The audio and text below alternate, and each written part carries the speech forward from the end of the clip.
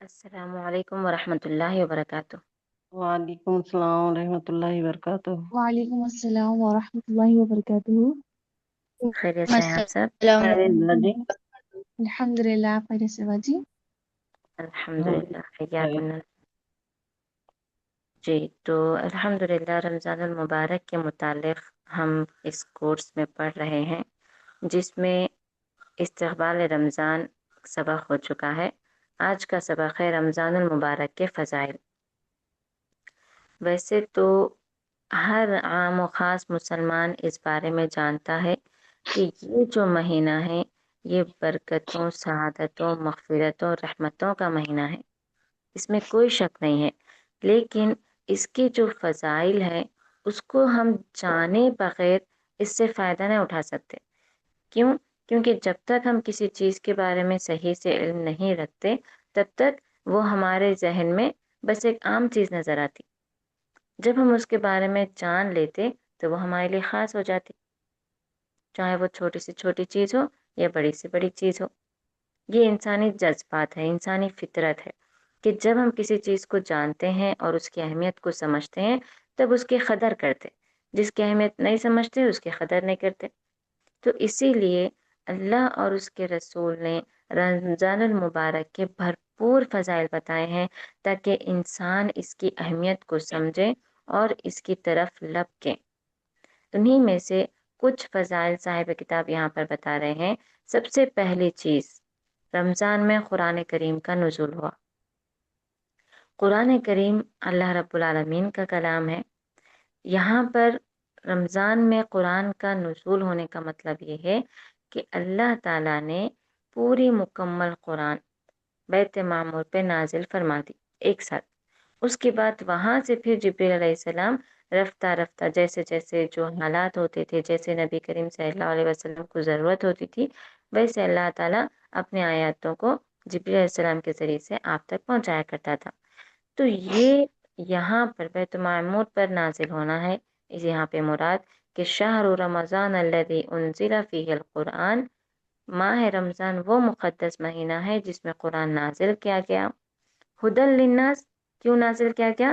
تاکہ لوگوں کو ہدایت مل سکے، جو تمام انسانوں کے لیے ہدایت ہے۔ وبینات من الہدی والفرقان، اور اس میں رہنمائی اور حق و باطل میں امتیاز کی کھلی ہوئی نشانیاں ہیں۔ فمن شہد منکم الشہر فلیصم، جو اس مہینے میں یعنی اس مہینے میں حاضر ہو یا جو اس مہینوں کو پائے، تو وہ اسے روزے میں گزارے، اس مہینے کے روزے رکھے۔ سب سے پہلے چیز یہاں پر بتائی جا رہی کہ رمضان وہ نزول بابرکت قرآن کا مہینہ مہینہ۔ ہے، جی، قرآن نازل کیا گیا ہے، یعنی قرآن نازل ہونے سے اس کی فضیلت بڑھ گئی، اس کی اہمیت بڑھ گئی۔ دوسری چیز یہ کہ اس مہینے میں اللہ نے روزے فرض کر دیے ہیں۔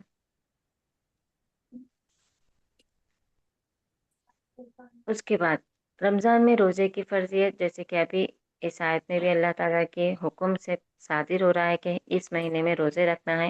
اس کے متعلق نبی کریم صلی اللہ علیہ وسلم فرماتے ہیں کہ جب رمضان آتا ہے تو جنت کے دروازے کھول دیے جاتے ہیں اور جہنم کے دروازے بند کر دیے جاتے ہیں اور شیاطین مقید کر دیے جاتے ہیں۔ سبحان اللہ! دیکھیے، یہ صرف اور صرف اسی مہینے کے ساتھ خاص ہے۔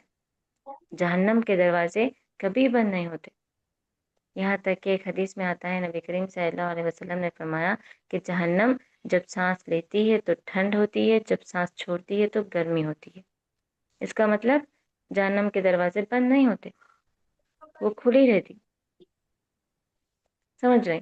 اس کے بعد یہ جو حدیث ہے اس پر غور کریں تو یہاں پر اللہ کے رسول کہتے ہیں رمضان کا ایک مہینہ ایسا ہے جس میں جہنم کے دروازے کھول دیے جاتے ہیں، 12 ہو گئی نا۔ دروازے کھول دیے جاتے ہیں، جہنم کے دروازے بند کر دیے جاتے ہیں اور شیاطین قید کر دیے جاتے ہیں۔ یعنی عام دنوں میں جب انسان کچھ نیکی کرنا چاہتا ہے، نماز پڑھنا چاہتا ہے، روزے رکھنا چاہتا ہے، یا چھوٹی چھوٹی نیکیاں بھی کیوں نہ ہوں، جب وہ کرنا چاہتا ہے تو شیطان اس کے پیچھے لگا رہتا، اس کو روکتا، اس کو بہکاتا، اس کو نیکیوں سے دور کرتا، بھلائیوں سے دور کرتا۔ یہ معاملہ رمضان میں نہیں ہوتا. کیوں؟ کیونکہ رمضان میں اللہ تعالیٰ شیاطین کو قید کر دیتے ہیں. ایسے شیاطین جو انسانوں کے پیچھے لگے رہتے ہیں، انسانوں کو تکلیف پہنچاتے ہیں، ایسے شیاطین کو اللہ تعالیٰ قید کر دیتے ہیں. باقی ان میں بھی جو جنات ہوتے ہیں، نیک جنات ہوتے ہیں، مسلمان جنات ہوتے ہیں، اچھے جو ہوتے ہیں ان کو جنات کہتے ہیں، برے جو کہتے ہیں شیاطین کہتے ہیں. تو شیاطین کو قید کر دیا جاتا ہے. لہٰذا اس مہینے میں آپ یہ نہیں کہہ سکتے کہ شیطان کے بہکاوے میں آ کے میں نماز نہیں پڑھ سکی، شیطان کے بہکاوے میں آ کے میں روزے نہیں رہ سکی. بالکل نہیں، شیطان تو قید کر دیے گئے ہیں. جو کچھ بھی ہوتا ہے رمضان میں وہ آپ کا نفس کرتا ہے. تو اپنے نفس کو کنٹرول کرنا ہے اور اس حدیث کے مطابق آپ کو عمل کرنا ہے کہ جنت کے دروازے کھلے ہوئے ہیں، مجھے جنت کی تیاری کرنی ہے. ٹھیک ہے، تو اس میں 3 4 5 فضیلتیں آ گئی ہیں. سب سے پہلے جنت کا دروازہ کھلنا، جہنم کا دروازہ بند ہونا، شیاطین کا قید ہو جانا. اس کے بعد 6ویں فضیلت اس مہینے کی شب قدر ہے. یہ وہ مبارک رات ہے جس کے بارے میں اللہ تعالیٰ نے فرمایا لیلۃ القدر خیر من الف شہر، 1000 مہینوں سے بہتر ایک شب قدر کی رات ہے. اس کے بارے میں ہم انشاءاللہ اس کے مسائل میں پڑھیں گے، لیکن یہاں صرف فضیلت کے بارے میں بتائی جا رہی ہے کہ رمضان اس رات کی وجہ سے بھی فضیلت والا ہے. یہ وہ رات ہے جس میں اگر جس کو یہ رات مل گئی تو سمجھ لیے اس کو دنیا کی ساری دولت مل گئی، آخرت میں کامیاب ہو گیا، ہو سب کچھ مل گیا اس کو. 83 سال 4 مہینے آج کے دور میں بہت سے بہت، اگر ہم حساب لگائے تو کم سے کم 60 یا 70 سال تک انسان زندہ رہتے. اب اس سال میں آپ حساب لگائیں تو آپ کے 15 سال تو لڑکپن میں چلے جاتے. اس کے بعد پھر 15 سے لے کے 30 35 تک جو اصل جوانی کے سال رہتے یہ آپ کے غفلت میں چلے جاتے. پھر 45 سے لے کے 55 سال تک کوشش کرتے آپ نیکیاں کرنے کی. پھر 55 سے لے کے 70 بیماریوں میں چلے جاتے. تو ایسے صورت میں پورا حساب اگر آپ کرے تو ہو سکتا ہے کم سے کم 15 سال آپ نے عبادت کی ہوگی. اس میں بھی ہم نہیں جانتے کہ کون سے ہمارے اعمال قبول ہوئے ہیں، کون سے ہمارے اعمال قبول نہیں ہوئے ہیں، کون سے ہم نے صحیح طریقے سے کیے ہیں، کون سے خوشنودی سے کیے ہیں، کون سے خشوع و خضوع سے کیے ہیں. تو ایسی صورت میں ہم خسارے میں ہو جا رہے ہیں، نقصان میں پڑ جا رہے ہیں. جب ہمارا حساب کتاب ہوگا تو ہمارا گناہوں کا پلہ بھاری لگے گا. اسی لیے اللہ تعالیٰ اپنے بندوں پر رحم کرتے ہوئے مہربان ہو رہا ہے اور یہاں پر اس بابرکت مہینے میں اس رات کو ایک تحفے کی طرح، ایک نعمت کی طرح دے دیا کہ ایک رات جاگ لو، تمہیں 83 سال 4 مہینے عبادت کرنے کا ثواب ملے گا. سبحان اللہ. اور کیجئے، ایک رات اگر آپ مغرب سے لے کے فجر تک کا حساب لگائیں گے، 7 بجے سے لے لو، 7 8 9 10 11 12 1 2 3 4 5 کتنے گھنٹے ہو رہے ہیں؟ 11 گھنٹے. 11 گھنٹے میں آپ جو بھی عبادت کر رہے ہیں، نماز، قرآن، ذکر و اذکار، دعا و مناجات، اس کے ساتھ ساتھ آپ کو کھانے پینے سے بھی نہیں روکا گیا ہے. آپ کھا سکتے، آپ پی سکتے، آپ باہر کہیں جانا ہے کام سے وہ بھی کر سکتے، آپ لغو باتوں کے علاوہ آپس میں ایک دوسرے کو نصیحت بھی کر سکتے، بات چیت بھی کر سکتے، پکوان بھی کر سکتے. اس کے ساتھ ساتھ اگر آپ کے منہ سے ذکر و اذکار چلتے رہا تو وہ بھی آپ کے لیے ثواب ملے گا. اگر آپ کسی کی مدد کر رہے ہیں، چاہے وہ پانی پلانے سے ہو، کھانا کھلانے سے ہو، اچھی بات بولنے سے ہو، مشورہ دینے سے ہو، بھلائی کا کام کر رہے ہیں، اس پہ بھی آپ کو اس دن ثواب ملے گا. اس رات میں صدقہ و خیرات کر رہے ہیں، اس کا بھی آپ کو ثواب ملے گا. تو بہرحال جو بھی آپ اس رات میں کر رہے ہیں، ایک ایک لمحہ، ایک ایک سیکنڈ آپ کے لیے خاص ہے. تو ایسی صورت میں آپ 83 سال 83 ایئرس عبادت کرنے کا ثواب کما رہے ہیں، تو یہ ہمارے لیے بہت قیمتی تحفہ ہے. اسے پوری کوشش کریے اپنانے کی، پوری کوشش کریے حاصل کرنے کی. اس کے بعد اس رمضان کی 7ویں فضیلت ہے مغفرت کا حصول. مغفرت یعنی بخشش طلب کرنا. قیام کرنا یعنی قیام کا مطلب ہے نمازیں پڑھنا راتوں میں. تو یہاں پر نبی کریم صلی اللہ علیہ وسلم فرماتے ہیں جو شخص رمضان کے روزے ایمان اور احتساب یعنی اجر و ثواب کی نیت کے ساتھ رکھے، اس کے گزشتہ تمام گناہ معاف کر دیے جاتے ہیں. اور جو لیلۃ القدر میں ایمان و احتساب کے ساتھ نماز میں کھڑا رہے، اس کے بھی سابقہ تمام گناہ معاف کر دیے جاتے ہیں. تو 3 چیزیں آ گئی اس میں، روزے، قیام، شب قدر میں قیام. یہ 3 چیزیں اگر آپ اپنائیں گے تو آپ کے گزشتہ تمام گناہ معاف ہو جا رہے ہیں. شرط یہ ہے کہ نیت ہونی چاہیے. نیت کس طرح کی ہونی چاہیے؟ اجر و ثواب کی، کہ اس مہینے میں اگر میں روزے رکھوں گی تو مجھے اللہ تعالیٰ اجر دے گا، میرے گناہ معاف کرے گا. اس مہینے میں اگر میں قیام کروں گی تو اللہ مجھے اجر دے گا، میرے گناہ معاف کرے گا. اس مہینے اگر میں شب قدر میں قیام کروں گی تو اللہ مجھے اجر دے گا اور میرے گناہ معاف کرے گا.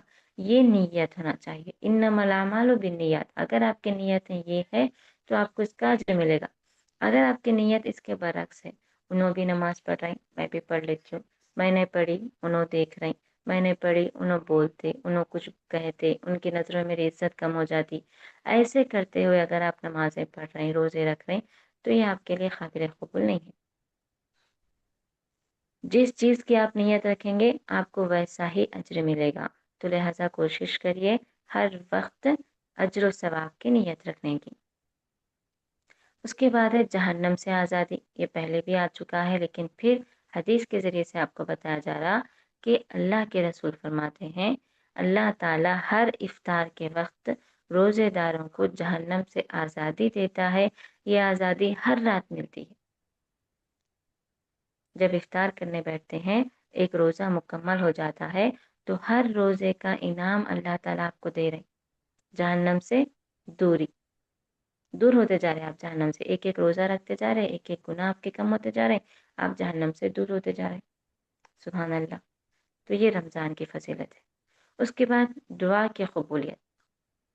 ویسے تو رمضان کا جو بابرکت مہینہ ہوتا ہے اس میں آپ چلتے پھرتے اٹھتے بیٹھتے روزوں کی حالت میں ہوتے ہیں، تو جتنا چاہے جیسے چاہے جو چاہے آپ دعا کر سکتے اور اللہ تعالیٰ آپ کی دعا کو قبول بھی کرے گا.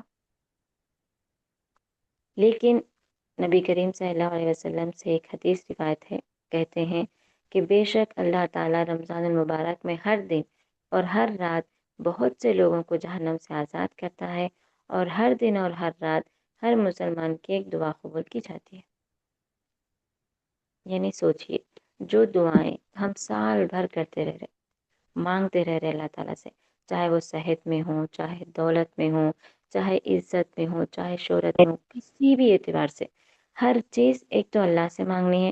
جب آپ اللہ سے مانگ رہے ہیں تو تھکنا نہیں ہے، یقین رکھنا ہے کہ مجھے میرا اللہ دے گا. پھر رمضان کا مہینہ جو دعائیں آپ کے قبولیت کو ابھی نہیں پہنچی ہے وہ کثرت سے کرتے رہیے، انشاءاللہ ہر دن ہر دعا آپ کی قبول ہوگی. یہ رمضان کی فضیلت ہے. اس کے بعد روزے کا بدلہ بے حد و حساب. روزے دار افطار کے وقت اور رب سے ملاقات کے وقت فرحت محسوس کرتا ہے. روزے دار کے منہ کی بدبو اللہ کے نزدیک مشک سے بہتر ہوتی ہے. یہ 3 فضیلتیں ایک ہی حدیث میں ہیں کہ ابو ہریرہ رضی اللہ عنہ سے مروی ہے، اللہ تعالیٰ فرماتا ہے روزے کے علاوہ ابن آدم کے تمام اعمال اس کے لیے ہیں اور روزہ میرے لیے ہے. یعنی آپ جو بھی عمل کر رہے ہیں اپنے لیے کر رہے ہیں. مثال کے طور پہ نماز بھی پڑھ رہے ہیں تو آپ کو یہ خیال ہے کہ یہ میرے جنت کی کنجی ہے، نماز میرے جنت میں جانے کا ذریعہ ہے. اسی لیے آپ نماز پڑھ رہے ہیں۔ لیکن جب آپ روزہ رکھ رہے ہیں تو روزہ ہم اللہ کے لیے رکھتے ہیں، نیت اللہ کی رضا ہوتی ہے۔ تو اللہ تعالیٰ یہی کہہ رہے ہیں کہ روزہ میرا بندہ میرے لیے رکھتا ہے تو اس کا بدلہ میں ہی دوں گا۔ جتنی آپ کی کوشش رہے گی روزے کو اچھا بنانے کی، اتنا آپ کو اللہ تعالیٰ اجر دے گا۔ یعنی آپ روزہ صرف ایسے نہیں کہ رمضان کا مہینہ ہے، ہر مسلمان پر روزہ فرض ہے تو مجھ پہ بھی فرض ہے، فرض رہنے کی وجہ سے آپ روزہ رکھ رہے ہیں۔ ایسا نہیں کہ اس روزے میں آپ صرف سحری تو افطار دونوں ہی کر رہے ہیں، باقی بس سو رہے ہیں یا پھر عام دنوں میں جیسا رہ رہے ہیں ویسے ہی رہ رہے ہیں۔ ایسا اگر کر رہے ہیں تو آپ کے لیے یہ کوئی فائدہ مند کی چیز نہیں ہے۔ اگر آپ اس روزے سے فائدہ اٹھا رہے ہیں، یعنی اس روزے میں سب سے پہلے نیت یہ رکھنی ہے کہ آپ اللہ کے لیے رکھ رہے ہیں۔ دوسری چیز یہ کہ پوری کوشش کرنا آپ کا پورا روزہ صحیح طریقے سے عبادت اور اچھائی، بھلائی، نیکی کرتے ہوئے گزرے، تب اس کا بدلہ آپ کو اللہ تعالیٰ دے گا جتنا وہ چاہے گا۔ روزہ ڈھال ہے، جب تم میں سے کسی نے روزہ رکھا ہو تو وہ کوئی گناہ کا کام نہ کرے اور نہ وہ جھگڑا اور نہ ہی شور شرابہ کرے۔ گناہ تو دور کی بات، نہ جھگڑا کرنا ہے نہ ہی چیخ و پکار کرنا ہے۔ اگر کوئی دوسرا اس سے زبان درازی کرے تو اس سے کہہ دے کہ میں روزے سے ہوں۔ یعنی آپ نہ خود پہل کرنا ہے، نہ دوسرا اگر آپ سے کچھ جھگڑنے آئے تو آپ کو اس کے جواب دینے ہیں، بلکہ آپ خاموشی اختیار کریں گے اور کہیں گے کہ میں روزے سے ہوں۔ اپنے روزے کو بچانا ہے۔ اس ذات کی قسم جس کے ہاتھ میں محمد صلی اللہ علیہ وسلم کی جان ہے، روزے دار کے منہ کی ہوا یعنی بو اللہ کے نزدیک کستوری کی خوشبو سے بہتر ہے۔ روزے دار کے لیے دو خوشیاں ہیں، ایک تو جب روزہ افطار کرتا ہے اور دوسری جب اپنے رب سے ملاقات کرے گا۔ یعنی یہ جو روزہ ہے آپ کو اپنے رب سے قریب کر رہا ہے، تو جب آپ کی نیت یہ ہے کہ میں اپنے رب کو راضی کر رہا ہوں تو ایسی صورت میں آپ کو وہ چیزیں کرنی چاہیے جس سے آپ کا رب خوش ہوتا ہے۔ تو یہ جو جھگڑے، شور شرابے، گالی گلوچ، گناہوں کے کام، آلسی، سستی، یہ ساری چیزیں اللہ کو پسند نہیں ہیں۔ تو لہٰذا روزے میں ان چیزوں سے بچنا، ہر وہ چیز کرنا جو نیکی ہے، ہر اس چیز سے بچنا جو گناہ ہے۔ اس کے بعد اس کی ایک اور فضیلت یہ کہ جب روزے دار اس طرح کی نیت کرتے ہوئے پوری کوشش کرتا ہے، اپنے منہ کو بھی صاف رکھتا ہے، تو اس کے منہ کی جو خوشبو ہے وہ اللہ کے نزدیک پسندیدہ ہوتی ہے، بہتر ہے کستوری سے بھی۔ سبحان اللہ۔ اور روزے دار کو دو خوشیاں مل رہی، یعنی آپ جب صبح سے لے کے افطار کے وقت تک روزہ رکھتے ہیں تو افطار کے وقت آتے آتے آپ کی انرجی لو ہونے لگتی، آپ کو انتظار رہتا بس 1 گھنٹہ ہے، آدھا گھنٹہ ہے، 15 منٹ ہے، 5 منٹ ہے۔ جیسے افطار کا وقت قریب آتا اس وقت میں آپ کو خوشی ہوتی کہ الحمدللہ میرا روزہ ختم ہوا، اب افطار کرنا ہے، ایک الگ طرح کی خوشی رہتی ہو۔ تو وہی خوشی کو اللہ تعالیٰ کہہ رہا ہے کہ ایک تو تمہیں میں افطار کے وقت خوشی دوں گا، اور دوسری جب تم پورا روزہ مکمل میری خوشنودی کے لیے رہ لو گے تو آخرت کے دن اپنے رب سے ملاقات کی خوشی ملے گی۔ سبحان اللہ۔ تو یہ رمضان کے فضائل میں سے ہے، اور یہ خاص اچھی نیت کے ساتھ جو روزہ رکھتے ہیں ان کے لیے ہے۔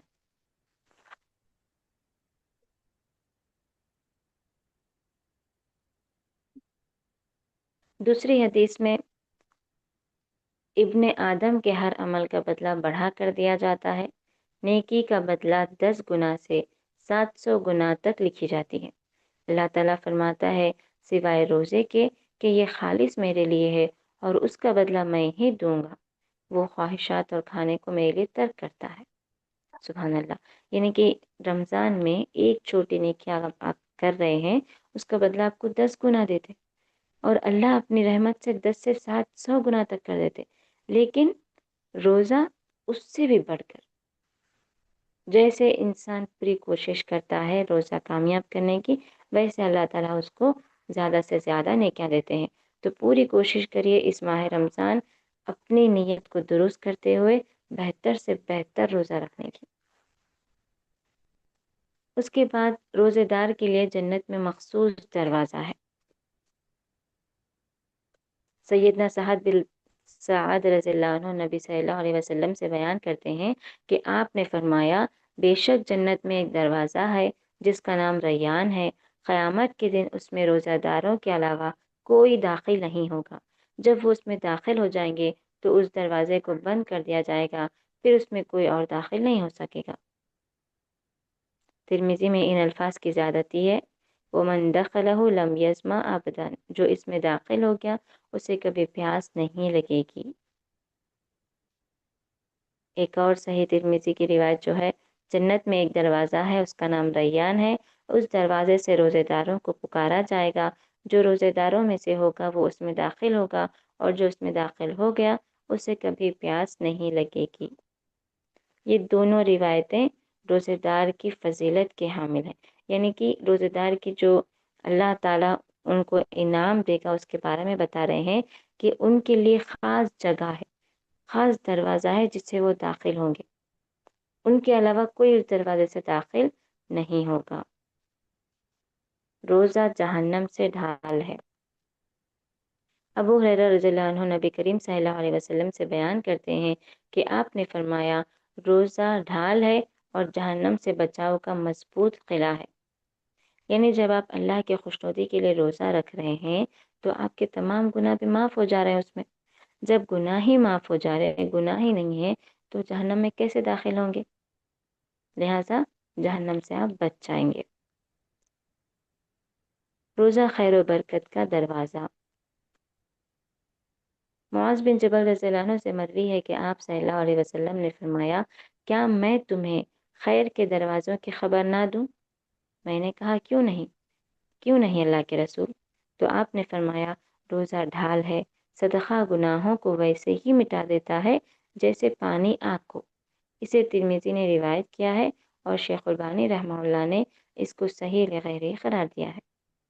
یعنی یہ جو حدیث ہے یہ روزے کی فضیلت بتا رہی ہے کہ آپ روزہ رکھ رہے ہیں تو اس میں خیر و برکت نازل ہو رہا ہے اور جہنم سے آپ بچ رہے ہیں، اور جتنے آپ صدقے کریں گے وہ صدقہ گناہوں کو مٹا دیتا ہے۔ کیسا؟ آگ لگی ہوئی ہے، پانی ڈال رہے ہیں آگ بجھ جاتی، ویسے ہی آپ صدقہ کر رہے ہیں آپ کے گناہ معاف ہوتے جاتے۔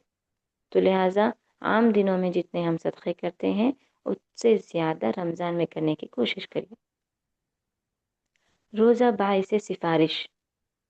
روزہ اور قرآن قیامت کے دن بندے کی سفارش کریں گے۔ روزہ کہے گا، اے میرے رب، میں نے اس بندے کو دن کے وقت کھانے پینے سے اور جنسی خواہش پوری کرنے سے روک دیا تھا، بس تو اس کے بارے میں میری سفارش قبول فرما۔ قرآن کہے گا، میں نے اس کو رات کے وقت سونے سے روک دیا تھا، بس اس کے بارے میں سفارش قبول فرما۔ چنانچہ ان دونوں کی سفارش قبول کی جائے گی۔ مطلب یہ کہ جو روزہ ہم رمضان میں رکھتے ہیں اس کے بعد پھر رمضان کے بعد سے اگلے رمضان تک جو مہینے آتے ہیں ان میں بھی آپ کے حساب کتاب جاری رکھتے ہیں، آپ کے گناہ ہوتے ہیں۔ ان گناہوں میں اگر کچھ ایسے گناہ ہیں جس کی وجہ سے آپ جہنم کے قریب آ جاتے ہیں، پھر آپ کو اگلے رمضان کے روزے رکھنے کا موقع نہیں ملتا اور آپ اس رمضان میں اپنے گناہ نہیں دھلوا سکتے، تو ایسی صورت میں جو پچھلے روزے رہتے ہیں وہ اللہ کے سامنے آپ کی سفارش کریں گے، آپ کو جہنم میں جانے سے روک لیں گے۔ تو لہٰذا یہ بھی رمضان کی فضیلت میں سے ایک فضیلت ہے۔ تو کوشش کریے کہ روزے اچھی نیت کے ساتھ پوری اتنی کوشش کریے کہ ہر روزہ آپ بھرپور نیکیاں لوٹیں ہر روزے میں، تو رب جب جا کے روزہ اپنے رب کے سامنے آپ کی سفارش کرے گا۔ روزے کی کوئی برابری نہیں۔ ابو امامہ رضی اللہ عنہ بیان کرتے ہیں، میں رسول اللہ صلی اللہ علیہ وسلم کے پاس آیا اور کہا کہ مجھے کوئی بات بتائیں جسے میں لے لوں، جس کے ذریعے اللہ تعالی ہمیں نفع پہنچائے۔ تو آپ نے فرمایا، تم روزہ رکھو کیونکہ اس کے مثل کوئی چیز نہیں۔ عام دنوں کا ہی اگر ہم مثال لیں تو آپ غور کیجئے، جو پیر کے روزے، جمعرات کے روزے رکھتے ہیں، ایک روزہ جب ہم رہتے تو کیسا ہمارا دن گزرتا، صبح سحری سے لے کے افطار تک، وقت پہ نمازیں پڑھنے کی کوشش کرتے، قرآن کی تلاوت کرنے کی کوشش کرتے، اپنے آپ میں رہتے کہ کہیں چغلی نہ ہو جائے، غیبت نہ ہو جائے، زیادہ بات چیت نہیں کرتے، جب بھی وقت مل رہا اپنی زبان کو اذکار سے تر رکھتے، ہے کہ نہیں؟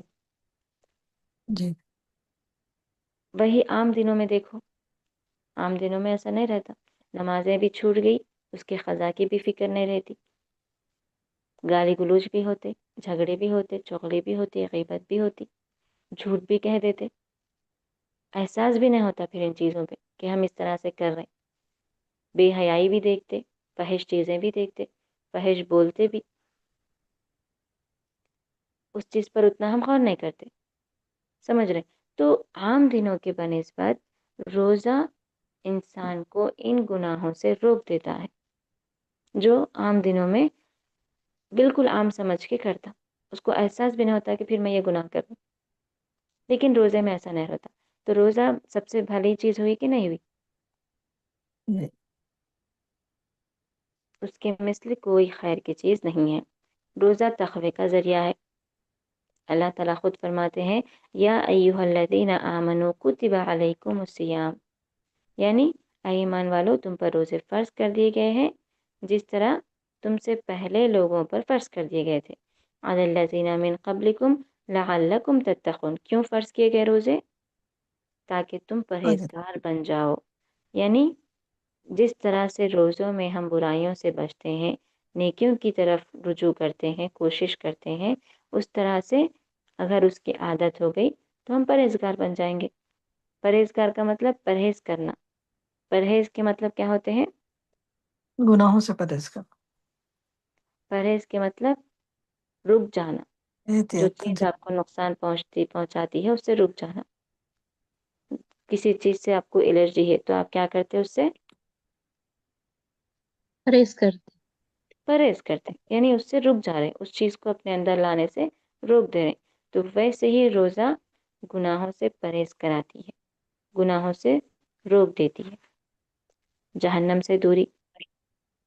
بندہ جس قدر روزہ رکھتا ہے اللہ تعالیٰ اس کے اور جہنم کے درمیان اسی قدر دوری بڑھاتا ہے۔ نبی کریم صلی اللہ علیہ وسلم کا فرمان ہے جس نے اللہ تعالیٰ کے راستے میں ایک دن روزہ رکھا تو اللہ تعالیٰ اس کے چہرے کو جہنم سے 70 سال کی مسافت کے قریب دور کر دیتا ہے۔ سبحان اللہ، 70 سال! ہماری عمریں بھی اتنی نہیں ہوں گی جتنی ایک روزہ رہنے پر ہم جہنم سے دور ہو جا رہے ہیں۔ سبیل اللہ سے کیا مراد ہے؟ یعنی حدیث میں جو سبیل اللہ کا لفظ آیا ہے اللہ کے راستے میں، اس سے متعلق علماء میں 2 رائے ہیں۔ پہلی رائے جہاد ہے، اس کے قائلین میں شیخ ابن عثیمین بھی ہیں۔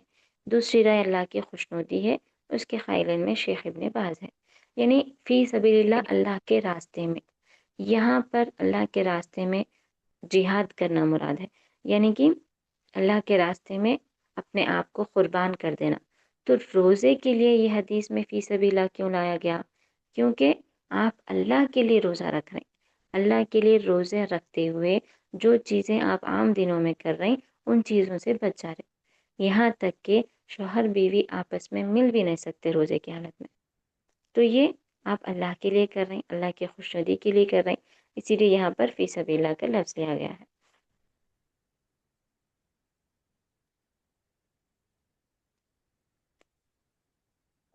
رمضان میں عمرہ حج کے برابر۔ اس مہینے کی ایک خصوصیت یہ بھی ہے کہ اس میں عمرے کا ثواب حج کے برابر ہوتا ہے۔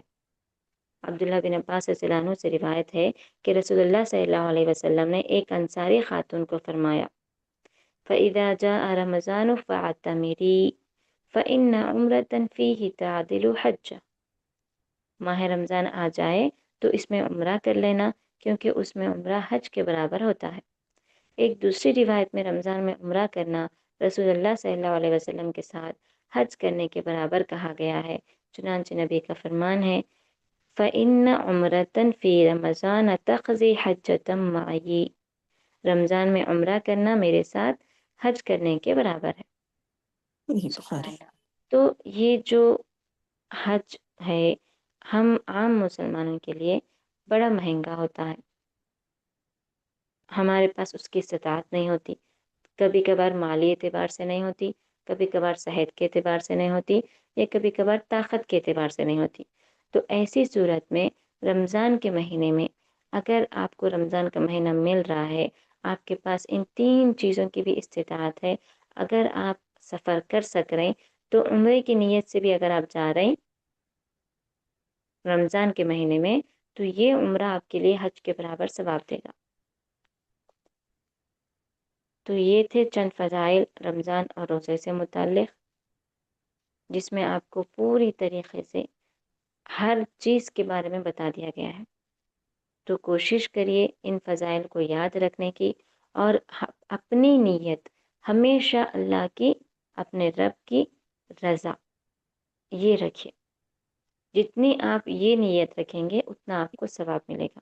اجر و ثواب کی نیت سے رمضان کے مہینے میں داخل ہوئیے، اجر و ثواب کی نیت سے روزے رکھیے، اور اللہ کی خوشنودی کے لیے ان روزوں میں ہر وہ نیکی کریے جو عام دنوں میں بڑی مشکل ہوتی ہے۔ اللہ تعالیٰ سے دعا ہے کہ اللہ تعالیٰ ہم تمام کو رمضان کا مہینہ عطا فرمائے اور اس مہینے سے بھرپور فائدہ اٹھانے والے بنائے، اور اس مہینے کی ہر عبادت ہماری قبول فرمائے۔ آمین۔ چلیے الحمدللہ آج کا سبق مکمل ہوا، انشاءاللہ آگے پھر کل پڑھیں گے۔ سبحانک اللہم و بحمدک و نشہد ان لا الہ الا انت و نستغفرک و نتوب الیک، والسلام علیکم و رحمۃ اللہ وبرکاتہ۔